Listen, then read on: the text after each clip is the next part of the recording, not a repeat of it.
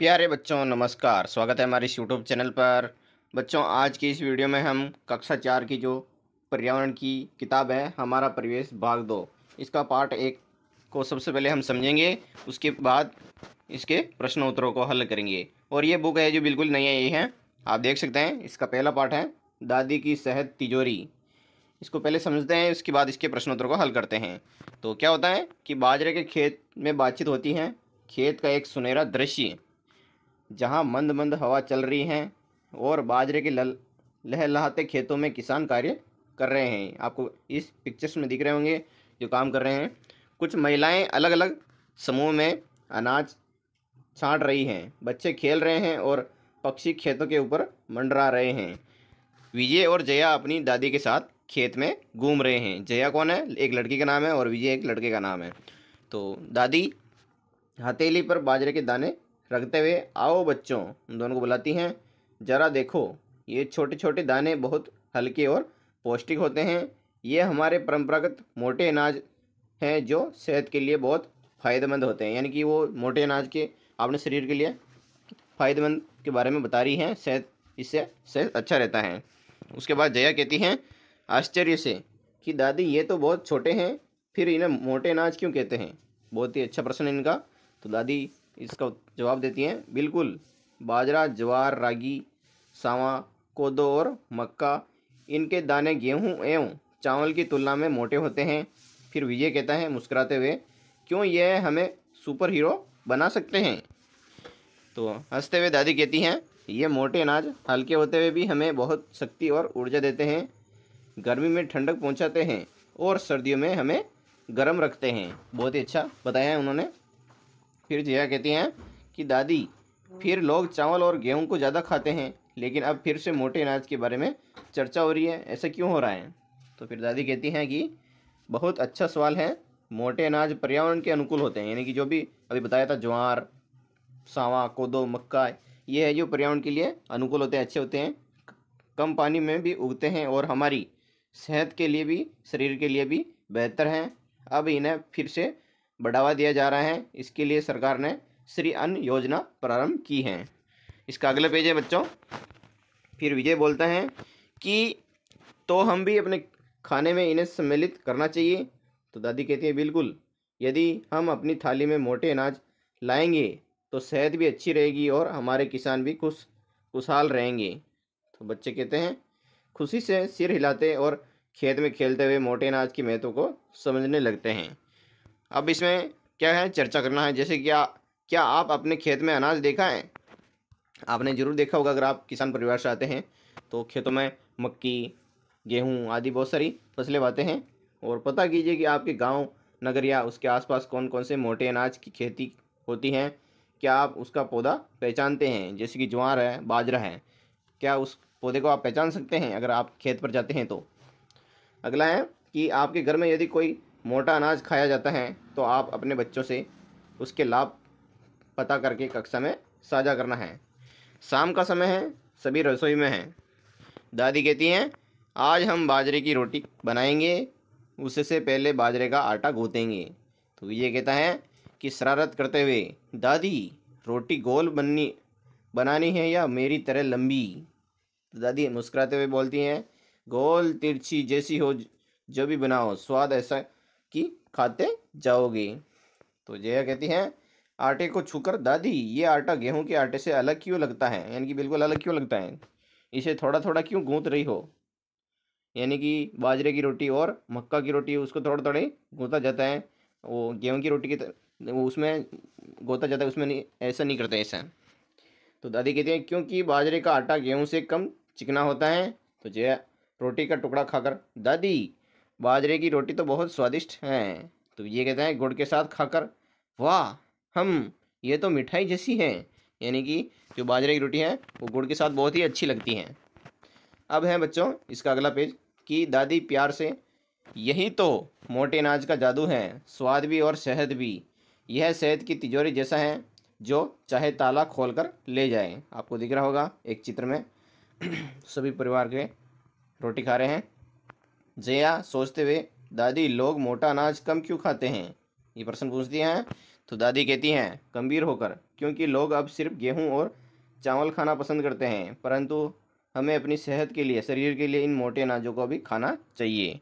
अब इसमें आपको चर्चा करनी है कि आपके यहाँ मोटे अनाज से क्या क्या बनाया जाता है। तो मोटे अनाज से क्या क्या बनाया जाता है, जैसे कि मक्की की रोटी, बाजरे की रोटी होगी आदि।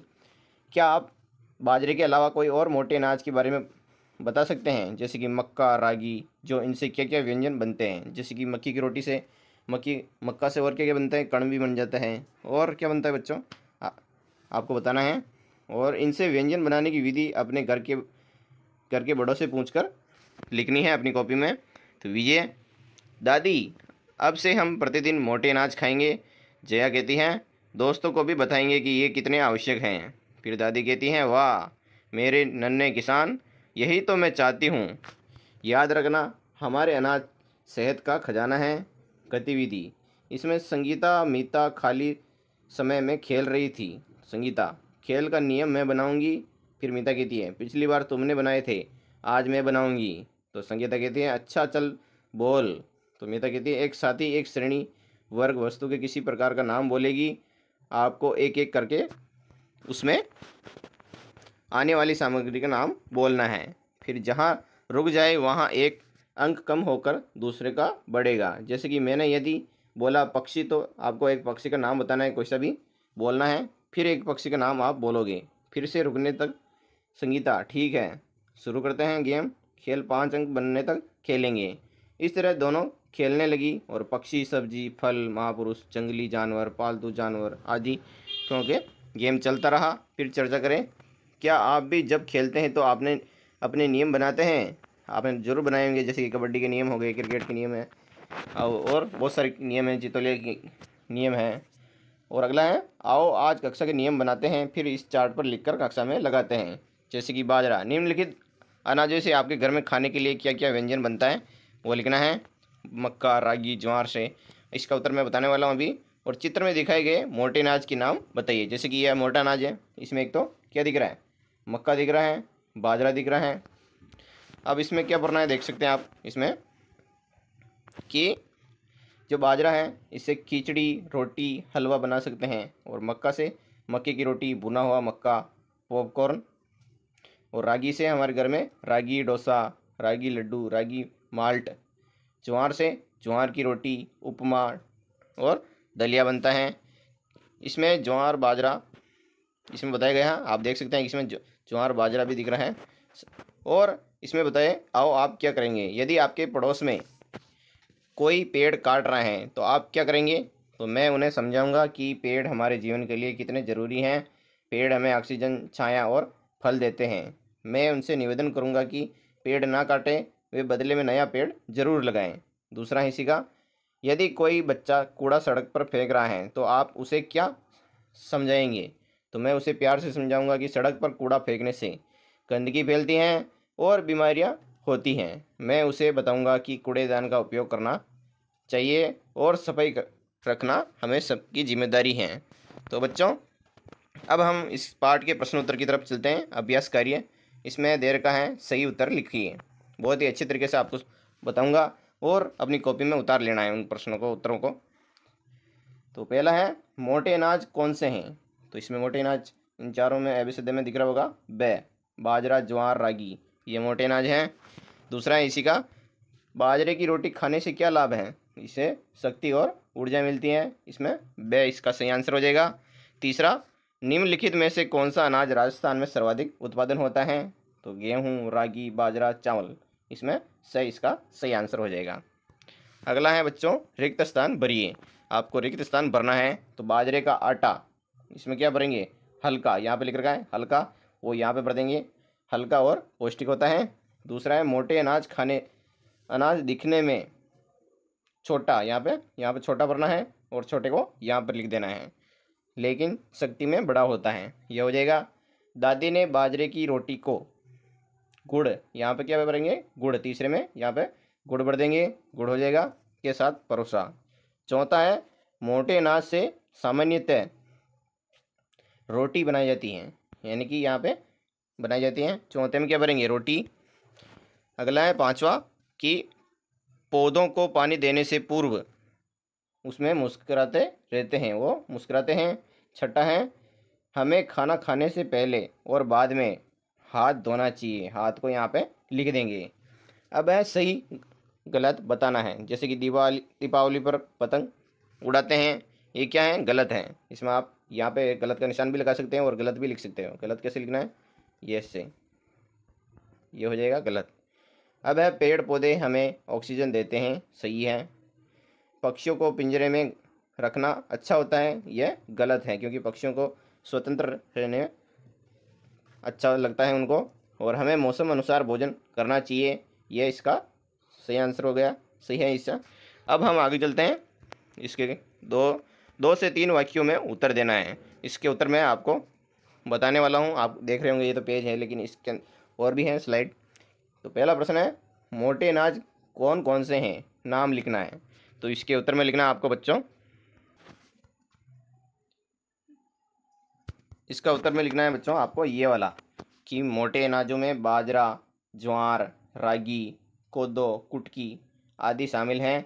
ये अनाज सेहत के लिए लाभकारी होते हैं और पाचन में मदद करते हैं। ये पहले का उत्तर हो गया, आप देख सकते हैं।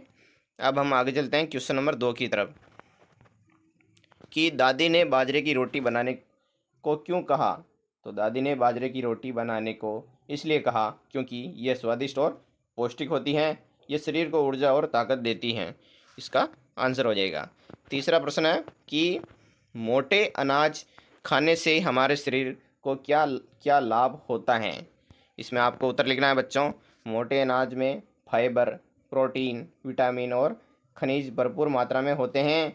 यह पाचन क्रिया को बेहतर बनाते हैं और शरीर को शक्ति व ऊर्जा देते हैं। यह हो जाएगा। अगला है, कारण बताइए। आपको कारण बताने वाले प्रश्न भी करने हैं। लोग आजकल मोटा अनाज कम क्यों खाते हैं। तो इसके उत्तर में लिखेंगे, आजकल लोग स्वाद और दिखावे को अधिक महत्व देते हैं, इसलिए मोटे अनाज कम खाते हैं।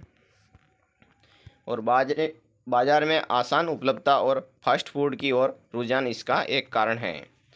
अगला प्रश्न है दूसरा, कि मोटा अनाज सेहत के लिए कैसे लाभदायक हैं। तो मोटा अनाज फाइबर, विटामिन और प्रोटीन से भरपूर होता है। ये शरीर को रोगों से लड़ने की ताकत देता है और पाचन क्रिया को सुधारता है। इसका आंसर हो जाएगा। अगला है, स्वयं कीजिए। आपको स्वयं को करना है। जैसे कि आपके घर में खाए जाने वाले कोई दो मोटे अनाज की एक मुट्ठी लाकर अपने साथियों को दिखाएं और उनसे बनने वाले व्यंजन के बारे में बताइए। तो इसमें बाजरा, इससे रोटी, खिचड़ी और लड्डू बनाए जाते हैं। और रागी का अगर लाते हो तो इसमें रागी का डोसा, माल्ट और रागी कुकीज बनती हैं। और ये व्यंजन बहुत स्वादिष्ट होते हैं और शरीर को ताकत देते हैं। तो बच्चों, वीडियो अगर अच्छा लगा है तो लाइक एंड सब्सक्राइब जरूर करें। हमारा अगला वीडियो बहुत ही जल्द आएगा, ज़रूर देख लेना। और दूसरी विषय का प्रश्न उत्तर देखना चाहते हो तो हमारे चैनल पर आप जाकर देख सकते हैं।